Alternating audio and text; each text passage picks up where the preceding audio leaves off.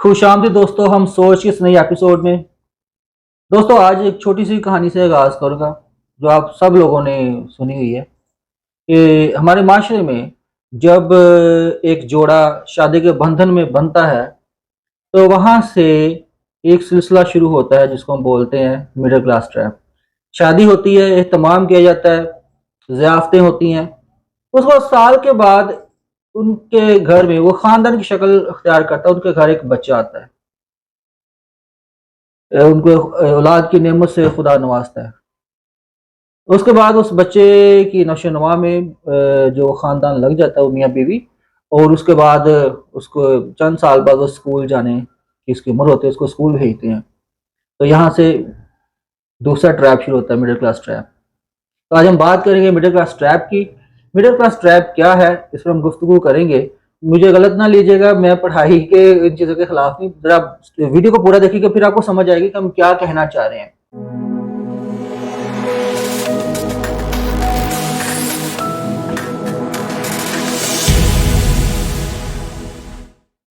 तो middle class trap के बारे में आज हम गुफ्तगू करेंगे। मेरे साथ मौजूद है अमजद परवेज़ साहिल साहब और मैं हूँ ज़ीशान। तो आए हम आगाज़ करते हैं अपने इस टॉपिक का। तो अमजद साहब, आप तरफ बढ़ते हैं। तो ये बताएं कि मिडिल क्लास ट्रैप है क्या? बड़ा पॉपुलर टॉपिक है ये वाला वैसे। Middle middle class trap. इसमें ये है कि जो मिडिल क्लास है असल में वो किस तरह मुआशी मुश्किलात में फंसते हैं, इसको कहते हैं असल में कि मिडिल क्लास ट्रैप। होता इस तरह है कि उनकी जो आमदनी है और उनके जो अखराजात है उनमें जब इनबैलेंस होता है, और इनबैलेंस होने की वजह ही वो चंद चीज़ें हैं जिनकी वजह से उनको ऐसी मुश्किलात का सामना करना पड़ता है जिसको ट्रैप कह रहे हैं। ठीक है। सो वो ट्रैप में से कभी कभी अगर तो वक्त में फैसला कर ले तो वो ट्रैप से निकल सकते हैं, लेकिन अगर उनसे कहीं वक्त में किसी वक्त फैसला करने में ताखीर हो जाए तो फिर कई दफ़ा वो ऐसे स्लिप होते हैं कि वो फिर उनका वहां से उसमें से निकलना जो है ना कई दफ़ा मुश्किल हो जाता है। सो आज हम इस मौजू पे बात करने वाले हैं। अच्छा, इसमें कुछ रीजंस हैं कि वो कैसे एक मिडिल क्लास जो है वो इस ट्रैप पे यानी इकोनॉमिक मुआशी मुश्किलात में यानी ट्रैप पे कैसे फंसता है। कभी कभी तो वो मजा ले रहे होते हैं जबकि असल में वो प्रॉब्लम में होते हैं। ठीक है। अब मैं बिल्कुल नीचे की तरफ नहीं जा रहा, एक यानी कि मैं उनकी बात कर रहा हूँ जो पढ़े लिखे भी होते हैं और कहीं अच्छी जॉब भी कर रहे होते हैं, बैंकर भी होते हैं। ठीक है, वह हम दोनों मिडिल क्लास ही हैं। ठीक है ना। हमारी क्लास जो है ये उसकी बात करें, वो फिर क्या करते हैं कि वो उनकी जो आमदनी है वो चूंकि थोड़ी होती है, लेकिन उनका जो लाइफ स्टैंडर्ड है वो असल में वो चाह रहे हैं कि उसको मेंटेन करें। वो अंदर से तो खाली होते हैं या प्रॉब्लम में होते हैं, लेकिन बाहर वो उन्होंने दिखाना होता है कि भी हम जरा वेल टू डू है। वो पूरे प्रॉब्लम में होते हैं। ठीक है ना। तो इसको कहते हैं असल में वो मिडिल क्लास ट्रैप। बहुत दफा तो ये कोरोना के दौर में हुआ है इस तरह कि सबसे ज्यादा जो आइसोलेट कम्युनिटी हुई है वो मिडिल क्लास ही हुई है, क्योंकि वो ना किसी को रिश्तेदार को फोन कर सकते थे, ना ही किसी को ये कह सकते, ना किसी के साथ हाथ फैला सकते थे। नहीं, ठीक है। सफेद पोश। सफेद पोश, एक्चुअली मिडिल क्लास का मतलब सफेद पोश भी है। सही। अच्छा, वो कौन सी ऐसी वजूहात हैं जिसकी वजह से वो इस ट्रैप में फंस जाते हैं।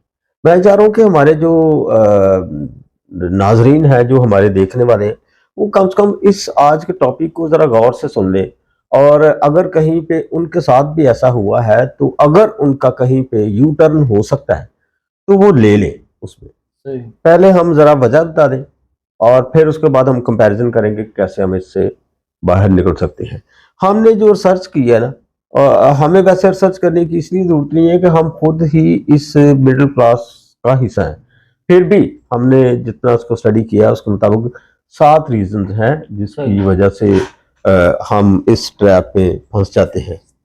एक तो नंबर 1 तो ऐसे लोग जिनकी जो आमदनी है वो एक ग्रो नहीं कर पाती, एक जगह रुक जाती है। एक जगह रुक जाती है। सही। ठीक है ना। और इन्फ्लेशन, महंगाई जो है उनकी आमदनी से तेज बढ़ती है। सही। वो एक वजह बनती है उनकी कि वो जो है वो मुआशी मुश्किलात में फंसे फंस रहते जाते हैं, ठीक हो हैं। गई। ठीक है ना, एक रीजन तो उसकी मतलब एक ये ये है ट्रैप है, हैं? एक ये ट्रैप है। एक ये ट्रैप है। ठीक है। ठीक है ना। अब इसमें वैसे उनका कसूर नहीं होता, क्योंकि उसकी वजह ये है कि इसमें फिर स्टेट की पॉलिसीज भी आ जाती है। ठीक है ना। अब मतलब इसमें वो डायरेक्ट बहरहाल जो है ना उसका वो रिस्पॉन्सिबल नहीं है इसका। लेकिन अब जो दूसरी किस्म है ना, उसमें वो डायरेक्ट जो है ना इसका रिस्पॉन्सिबल है। मिसाल के तौर पे ऐसे कि एक होता है लाइबिलिटी, एक होता है एसेट। वो ऐसी चीजें खरीद लेता है जो वो ये समझता है कि उसको जो है वो मतलब ये खरीदने से उसकी सोसाइटी में इज्जत होगी। मिसाल के तौर पे वो ऐसे गैजेट खरीदता है, गैजेट से मुराद मोबाइल खरीद लेता है। अगर उस मोबाइल से उसकी किसी तरह की आमदनी का या लेन देन का या कम्युनिकेशन का कोई ताल्लुक नहीं, तो उसने अपने लिए एक्स्ट्रा ही एक चीज खरीद ली है, जस्ट ये दिखाने के लिए कि वो he is a rich man. महंगा मोबाइल ले लिया। महंगा मोबाइल ले लिया उसने। मैंने तो ऐसे लोगों को भी देखा है जिन्होंने आईफोन तक ले लिए। ठीक है ना। सही। अब आईफोन का मतलब तो बहुत ही महंगा है। ठीक है ना। वो हमारी जरूरत भी नहीं है। सही। ठीक है ना। फिर ऐसे होता है कि कुछ लोग जो है अगर उनके पास मुनासिब कपड़े हैं पहनने के लिए, तो वो कपड़े भी खरीदते हैं। सही। ठीक है ना। उनकी जरूरत भी नहीं होती तो वो खरीदते हैं। खरीद देते हैं। ठीक है ना। देखें, दुनिया के जो अमीर तरीन लोग हैं, मिसाल के तौर पे फेसबुक का मालिक है या जैसे कि ट्विटर का मालिक है। ठीक है। अब ये लोग जो हैं जिसकी टेस्ला कंपनी है, ठीक है, आप देखें वो टी शर्ट्स में होते हैं। ठीक है। और कोई कम्प्लेक्स नहीं है उनको कि भी उन्होंने टाई लगाए बगैर नहीं आना। ये गुजारा हो सकता है तो कर ले। ठीक है। और अगर देखें आप अगर सैर पे जाना चाहते हैं, अगर आपके पास पैसे नहीं है तो सैर पे ना जाए। ठीक है ना। अगर आपका बाइक के साथ चलता है मामला तो फिर 4 व्हील लेने की जरूरत नहीं है। सो ये ऐसी चीजें हैं जो है जिसको कहते हैं हाई कॉस्ट लिविंग, वो आप खरीद लेते हैं। इसकी वजह से हमें फिर मुश्किल पेश आती है। ठीक है ना। क्योंकि कई दफा गाड़ी लेना तो आसान है, गाड़ी रखना मुश्किल है। ठीक है ना। सो नंबर 2 तो वो है। नंबर 3 ये है कि वो कोई ना कोई डेट यानी कर्ज किसी शक्ल में ले लेते हैं। अब उसमें भी फिर ऐसा डेट ले लेते हैं यानी कि जिसकी उनको बहरहाल कोई जरूरत नहीं होती। ठीक है। मिसाल के तौर पे ऐसे कि हम ना एक हमारे अजीज थे, उन्होंने उसका घर जैसे आपने साथ में बताया था, एक स्टोरी बताई थी, उसके घर बेटी पैदा हुई। उसने पठान से सूद लेके तो बेटी की जो है वो कर ली सालगिरह, पहली सालगिरह की। जब उससे मैंने पूछा कि यार ये तूने क्या किया, उसने कहा जी मैंने तो आप रिश्तेदारों को बताना है कि भाई एक दफा बता देना अभी किसी बंदे ने प्रोग्राम किया। अब उसके बाद उसके 4 बच्चे हो गए, अभी तक वो पहला कर्जा नहीं उतरा। Middle class trap. Middle class trap. ठीक है ना। सो इस तरह की जो चीजें हैं वो कई दफा हमें आगे फिर जो है ना वो उसमें हो जाता है प्रॉब्लम। उसके बाद है एक कि उनकी जो क्वालिफिकेशन है ना, एजुकेशन, वो एकेडमिक एजुकेशन की नहीं बात कर रहा जिसमें उसने जो है ना, मैं पर्टिकुलर एक क्वालिफिकेशन की बात कर रहा हूं जिसको कहते हैं फाइनेंशियल लिटरेसी, यानी कि रुपए पैसे की क्वालिफिकेशन। उसके लिए आपकी एकेडमिक क्वालिफिकेशन की जरूरत नहीं है, होनी चाहिए। लेकिन एक पढ़ा लिखा बंदे को अगर एक पढ़े लिखा बंदा जो है उसको फाइनेंशियल लिटरेट हो ये जरूरी नहीं होता। ठीक है ना। अब फाइनेंशियल लिटरेसी आती कहां से है? वो आती है फाइनेंशियल लिटरेट लोगों की सोबत में बैठने से। ठीक है ना। यहां से चीजें बंदा सीखता है। तो वैसे इस पे किताबें भी हैं, लेकिन सीखता बहरहाल बंदा अपनी अच्छी सोबत से है। उसके बाद है एक और चीज, मिडिल क्लास लोग जो हैं उनकी जो इन्वेस्टमेंट जो है, इन्वेस्टमेंट का ना तो नॉलेज होता है ना ही इंटेंशन होती है, जीरो होती है। जीरो इन्वेस्टमेंट होती है, ठीक है ना। अब वो इस तरह की सोबत में बैठते हैं जहां पर लोग इन्वेस्ट करने को बुरा समझते हैं, यानी डराते हैं उनको। वो कहते हैं अगर आपने ऐसे कर लिया तो आप का नुकसान हो जाएगा, ठीक है ना। वो कहते तो ठीक है कि अगर आप इन्वेस्ट करेंगे तो आपका नुकसान हो जाएगा, लेकिन वो जो इन्वेस्ट करने वाला वो उस बंदे से मशवरा करता है जिसका नुकसान ही हुआ था। अगर वो किसी पढ़े लिखे बंदे से, पढ़े लिखे मतलब बिजनेसमैन से, या ऐसे बंदे से जो इन्वेस्टमेंट करने की का नॉलेज रखता हो, ठीक है ना। बेंजामिन एक बंदा है, वो है बेंजामिन फ्रैंकलिन गाल्वन का नाम है, ठीक है ना। वो है इंटेलिजेंट इन्वेस्टर, ठीक है। उनकी किताब है, वह वैसे तो बहुत बड़ी है, ठीक है ना। या एक रॉबर्ट कियोसाकी है जिन्होंने लोगों को बकायदा एजुकेट किया है कि आपने इन्वेस्टमेंट कैसे करना, आम लोगों को एजुकेट किए, आम लोगों को एजुकेट किया उसने, ठीक है ना। कोई ऐसा बैकग्राउंड नहीं है कि जो फाइनेंशियल लिटरेसी का। बहरहाल सादा इन्वेस्टमेंट जो है ना बहुत सारी चीजों में की जा सकती है, मिसाल के तौर पर सब्जी पे, कोई और चीजों पे जो आप छोटी छोटी जगह पे आप इन्वेस्ट कर सकते हैं। स्मार्ट इन्वेस्टमेंट भी कर सकते हैं, जो पढ़े लिखे लोग हैं वो डिजिटल एसेट्स खरीद सकते हैं, स्टॉक में कर सकते हैं ऐसे, ठीक है, लेकिन सीख के, ठीक है सर। उसके बाद आता है छठे नंबर पे कि अच्छा, ये मैंने बड़े लोगों को देखा है, इन एडिक्यूट जो है रिटायरमेंट प्लानिंग, कि मैंने बहुत सारे लोगों को देखा है कि उन्होंने अपनी जो रिटायरमेंट है, जॉबियंस की मैं बात कर रहा हूँ, उन्होंने अपनी जो रिटायरमेंट है उसको प्लान नहीं किया होता, क्योंकि वो प्लान नहीं किया होता है या गलत प्लान किया होता है। मिसाल के तौर पे गलत प्लान क्या किया होता है उन्होंने, किया होता है जी कि जब हम रिटायर होंगे ना तब हम गाड़ी लेंगे, या जब हम रिटायर होंगे ना तब हम जनाब मरी सैर करने के लिए जाएंगे, लाइबिलिटी लेंगे, लाइबिलिटीज लेंगे सारी, ठीक है ना। फिर नए कब, फिर उसके बाद उसकी खुशी भी रखेंगे, ठीक है ना। उस खुशी पे सारे रिश्तेदारों को भी बुलाएंगे, ठीक है ना। वो बस करे 10 लाख रुपया अगर मिला है तो 3-4 लाख रुपया तो आपने उस पे उड़ा दिया है।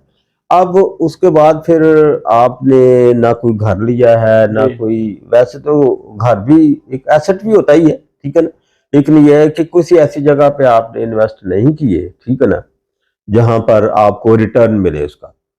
सो ये भी एक रीजन है, वो पैसों को आर्जी तौर पे दौलत समझते हैं, जबकि वो पैसे दौलत नहीं होती बल्कि वो ग्रेजुएटी होती है आप, ठीक है ना।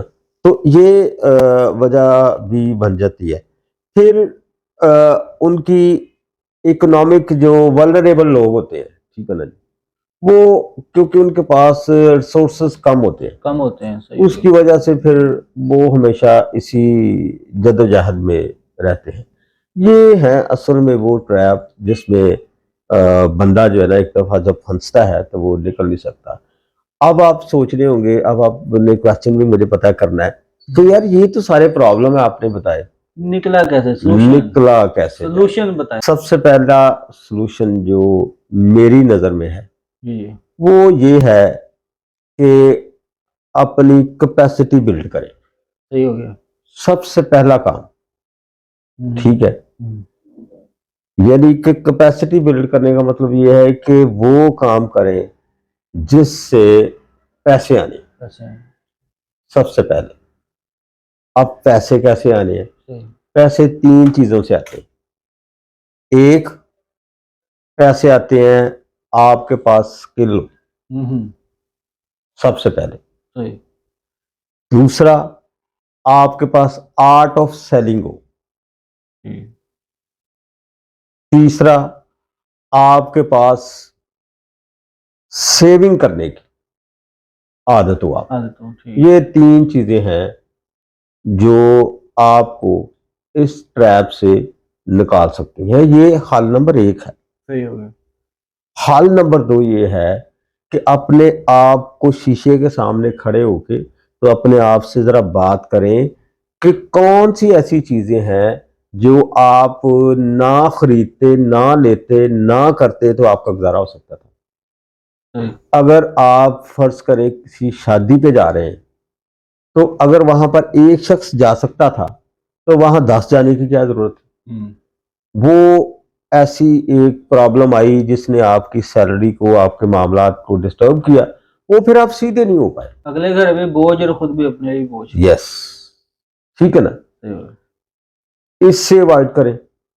फिर जब देखें अगर 10 लोग जाते हैं तो ट्रांसपोर्टेशन भी आपकी ज्यादा होगी, ऐसी आपके ऊपर जो खर्चा है वो भी ज्यादा होगा। सभी ने नए कपड़े लेने हैं। यस, मतलब एक शख्स अगर जाए तो 10,000 खर्च होगा, बिल्कुल ऐसे ही। अगर 10 लोग जाएं तो 1 लाख 1 खर्च लाख होगा। खर्च आएगा। तो बेहतर नहीं है कि एक शख्स जो है वो जाए और 10,000 साथ लेके तो घर वाले को जाके दे आए। नहीं है, सही बात। ठीक है ना, सही बात। बजाय इसके कि 1 लाख रुपया लगाए और घर वाले को 0 दे के आए। ऐसी ठीक है। एक और चीज जो इससे निकाल सकती है हमें, अच्छा उसके बारे में पढ़े लिखे लोग भी उसका कई दफा, ये कल्चरल प्रॉब्लम है हमें, ना पढ़े लिखे लोग इसका ख्याल रखते हैं, ना अनपढ़ रखते हैं, और उसके बारे में सोचते ही बहुत कम है। वो ये है कि आप 3 माह बाद, हर 3 माह बाद अपना मेडिकल मुआयना करवाएं। जबरदस्त। अच्छा, होता यह है कि जब हम मेडिकल का अपना मुआयना करवाते हैं तो मुआयना करवाने की फीस होती है 2,000 रुपये। यानी कि अगर 3 माह बाद आप कराएं तो साल का आपका खर्चा मेडिकल का कितना आ गया? 8,000 रुपये। 8,000। 4 दफा करवाना। हाँ, 8,000 आ गया। 8,000 रुपया आप, हम वो 8,000 रुपया बचाने की बजाय 80,000 लगा लेते हैं। 80,000 उस पर लगा देते। अपने।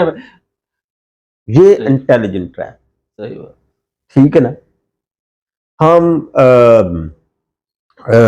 एक वो बीए में एक स्टोरी थी लॉकेट। ठीक है ना। हम क्या करते हैं, यार दोस्त रिश्तेदारों से कई दफा गोल्ड उधारा ले लेते हैं। वो लॉकेट ले लेती है लेडी, और वो फिर गुम हो जाता है लॉकेट। तो सारी उम्र वो पैसे, वो सारी उम्र वो उसको पैसे। अगर हमारा गुजारा आर्टिफिशियल ज्वेलरी से होता है तो हमें असली ज्वेलरी लेने की जरूरत ही क्या है। ठीक है ना। तो भाई उसके बगैर भी गुजारा हो सकता है। अगर आप बस पे चले जाएं, ठीक है ना, तो आपको स्पेशल गाड़ी करवाने की क्या जरूरत है? बसें किन के लिए चली हैं? हमारे लिए चली हैं। सो ये जो हम फेक इज्जत चाहते हैं ना, अगर हम इससे बाहर निकल आए तो वो जो इंटेलिजेंट ट्रैप है, वो जो मिडिल क्लास ट्रैप है, उससे हम निकल सकते हैं। ठीक है। और एक और चीज जिससे, वो ये है कि हम कम से कम लोन जो है ना वो ले। अपना जो कर्ज की, जो कर्ज से बचा जाए, अगर ले लेते हैं उसकी मैनेजमेंट करें। हाँ जी, पहली बात तो ये है कि वो ले ही नहीं, लेना। ठीक है ना। अगर वो ले तो फिर मैं आपको बताऊं, अगर आप ले लेते हैं ना, आप वो वापस भी कर देना, लेकिन वो ऐसा ही है जैसे आप, यानी कि वो एक दफा हमारे ना, जैसे पासपोर्ट पे ओवरस्टे की मोहर लग जाती है ना, वो ऐसे हो जाता है। सही। सो वो धब्बा लगे था। धब्बा लगे। ठीक है। सो उस पे मैं जाती आपको छोटी सी इस बात, सर, ये माशरे की रियलिटी है कि जो लोग अक्सर जिनको कर्ज मांगने की आदत होती है ना, लोग उनसे जान छुड़ाते हैं। यस, ये भी वैल्यू कम हो जाती है। हाँ जी। मैं बताऊं 2016 में मैंने या 15 में गालबन फर्स्ट टाइम इंटरनेशनल सफर किया था। मुझे इससे पहले मेरे दोस्तों ने कहा भी, एक दो दोस्त बड़े प्यारे से, उन्होंने मुझे कहा कि यार तुम जाए, यकीन जानो मेरी एक स्टेटमेंट रही है कि यार मेरा नहीं दिल चाहता जाने के लिए। उसकी वजह ये थी कि यार जब मैं, जिसको कहते हैं इन्हें जोगा ही नहीं, सही, तो फिर मुझे ऐसी यानी ख्वाहिशात नहीं करना चाहिए, जब उस पे काम करना चाहिए। इन्हें जोगा ना हो तो वो ना करे, जो उन्हें जगह हो जाए तो कर ले, वो कर ले, उसके लिए कोशिश करे बंदा। ठीक है ना।